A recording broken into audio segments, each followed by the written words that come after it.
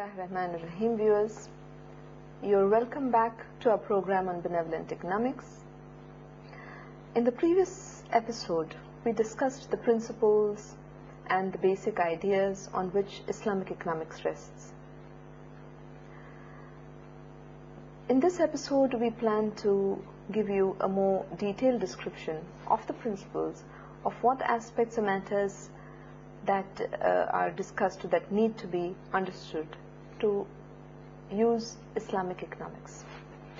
These issues include Islamic banking, Sharia compliant sukuk and takaful, socially responsible investing, ethical finance, faith-based transactions, also called muamalat, Muslim financial obligations including zakat, wills, which includes inheritance rules, and wakaf.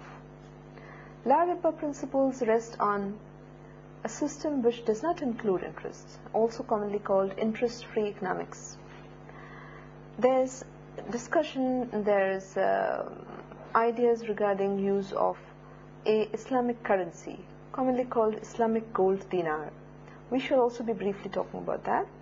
Islamic financial solutions, halal trade and industry, which involves economic activities that avoid forbidden action, forbidden business and activities that are forbidden in Islamic law. International commerce, Islamic economic system in general. Coming to the aspect of faith, faith is one of the most important basic pillars on which any economic system rests. A nation rests on four basic principles: faith, the economic system, political system, and social system. Faith, so to say, coordinates or integrates the rest of the activities of a nation. It acts as a lubricant for the smooth functioning of the economic system as a whole.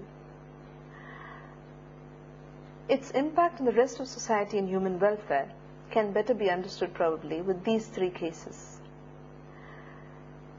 Let's think of Ahmad, a rich young man who leaves home, sets out from home with a smile on his face and a fat bundle of notes in his pocket. He's just going for some shopping or for his daily activities, which involve business and trade as well. He hires a taxi. The cabbie again welcomes him just like Ahmad has a broad smile on his face. The cabbie is also happy to take Ahmad, and without any negotiation or discussion about money matters, the cabbie agrees to drop Wasim Ahmad or take him to the place of his choice. After the cabbie quotes the price he needs, the charge that is required, Ahmad comes out with a big denomination note as he has no change. The cabbie returns the change, which Ahmad, without counting, just puts in his pocket and gets down the taxi. There's another case, a second case of Wasim, a jobless, young, needy individual who walks into a shop looking for work. The shopkeeper, a rich business trader, welcomes Wasim without suspicion, without any doubt in his mind, and just asks him basic questions about his skills, his interests, and his experience. They both set off on a healthy worker-employer relationship for a considerable period of time. And there's this third case of Marwan. Marwan, a rich industrialist who financially is very sound, very content with the way he has made his money and established his business empire.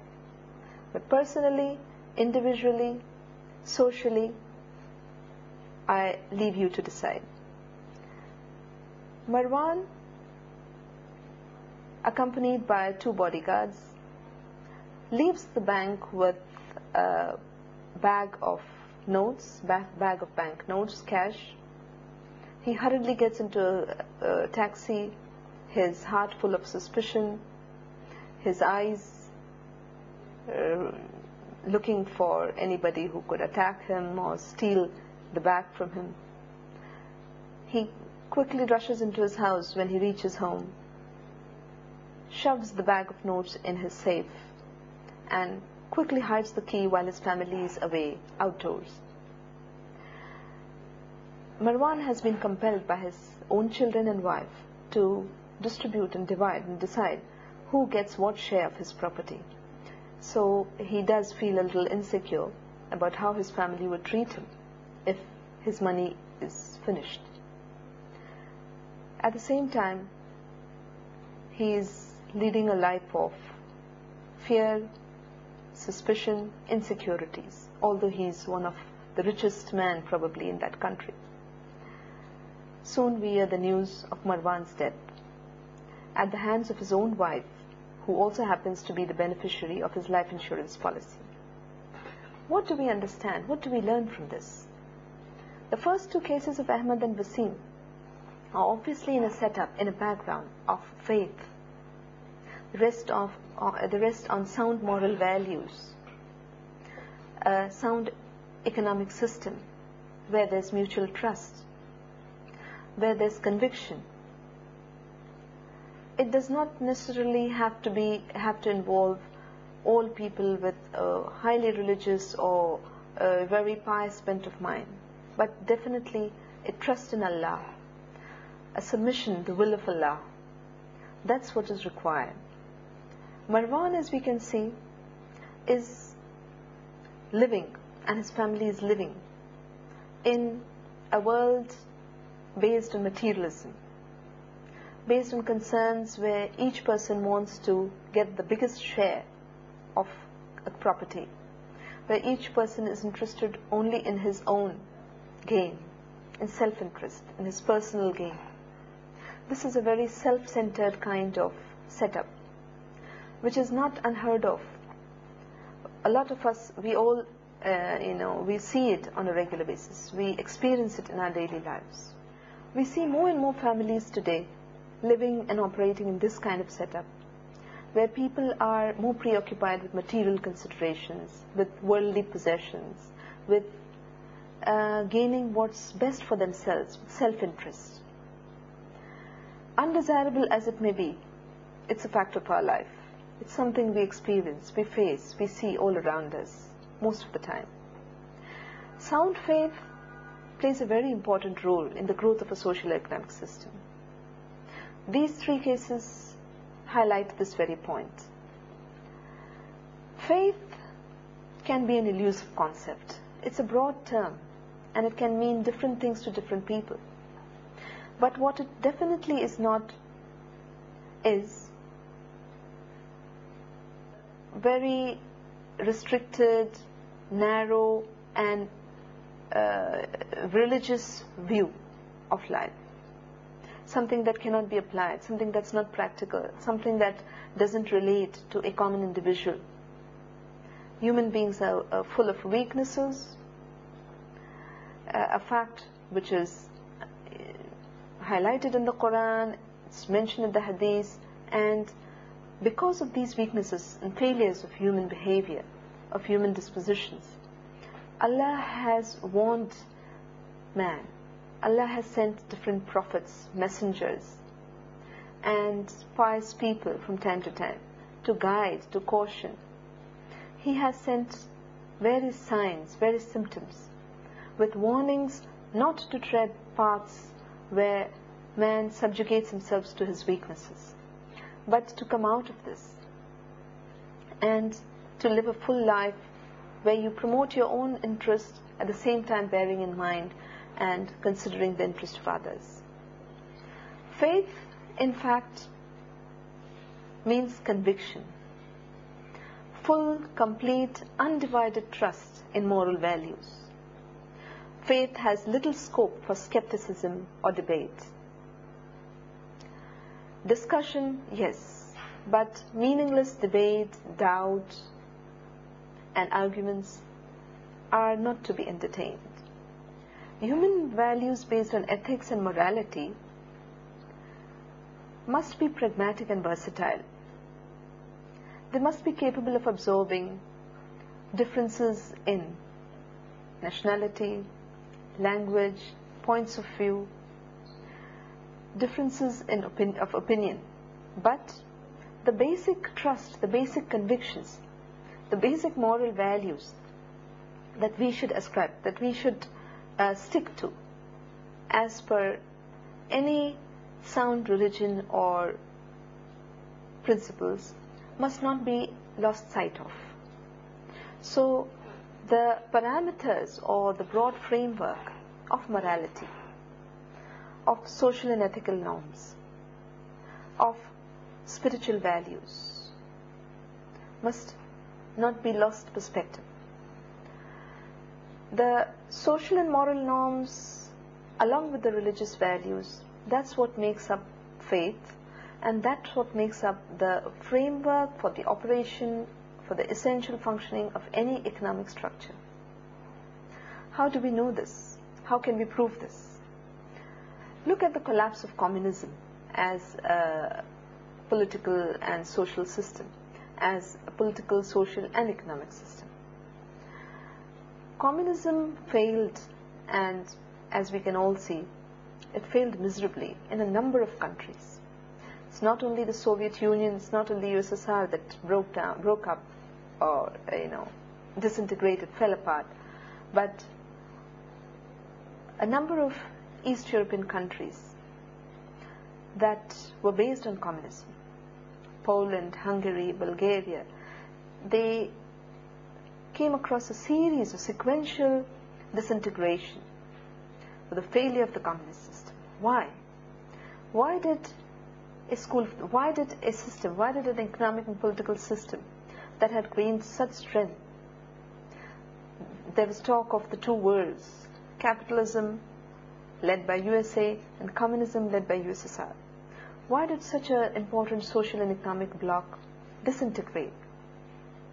As it's so obvious, it was not based on social values. There was no mention of faith, of moral values or principles that would guide people's economic, social, and other activities. This very lack of conviction, this very lack of trust and principles, moral principles, led to the failure, as we can see historically, of the communist system. The scope of economics is broad. It involves production, consumption, distribution, trade, and finance. And each of these aspects of the economic systems can be very beautifully, very nicely related to Islamic economics, which we shall take up in future episodes. Islamic economics is based on a divine revelation. To put it briefly, Islamic economics is based on Islam, which gets its guidelines from the Quran, the book that was revealed by Allah to human beings through His messenger, the last messenger, Prophet Muhammad. It is said to be Allah's most updated, most modern set of guidelines, rulings, dictums, which Allah would be very happy His bondsmen to follow, for people to practice. Because it is a divine revelation, it is not bound by social approval, by legitimacy of one individual, of a school of thought, of a group of economic thinkers or social writers, of a government, of any single individual or group of individuals. It has its own line of thought, its own guiding principles, which we can fully trust on, we can blindly follow, and we can apply with full conviction in our daily life, because it is the word of Allah.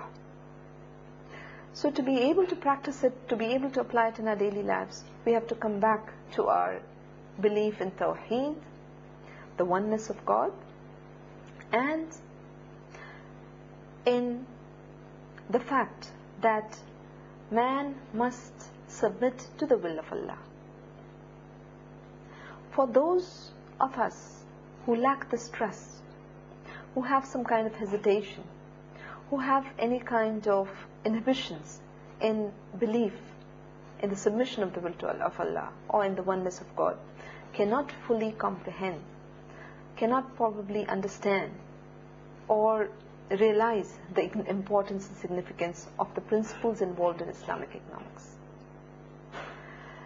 So, while avoiding being prescriptive or mystical, it's very basic to understand, believe and trust in the dictums of Islam, in the teachings of the Quran, and in the prescriptions involved in the Hadith, to bring out the uniqueness of Islamic economics. Coming back to human values, to moral values that make up a strong individual, that so to say form a personality of a human being. Values may be positive or negative. Let us take positive values of human beings: adl, ihsan, amanah, sabr and istislah. Adl or justice, ihsan, a generosity, kindness, amanah, honesty, sabr is patience, and istislah, public interest. If man focuses on these positive values, he can be an upright individual, confident and proud as a member of society. He can be a very positive asset to mankind, asset to his social system, economic system and political system.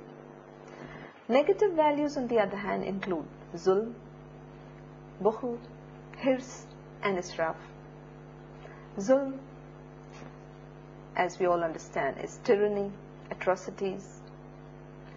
Bukhl, miserliness. Hirs is greed, and israf, extravagance. All these are vices to be hated, forbidden and avoided. Individuals who engage themselves and who lead their lives which is full of or even partly involved any of these negative values, miserliness, extravagance, possessiveness, greed, avarice, are usually ashamed, usually repentant, they usually live a kind of hollow life that doesn't give them satisfaction in the spiritual or moral sense.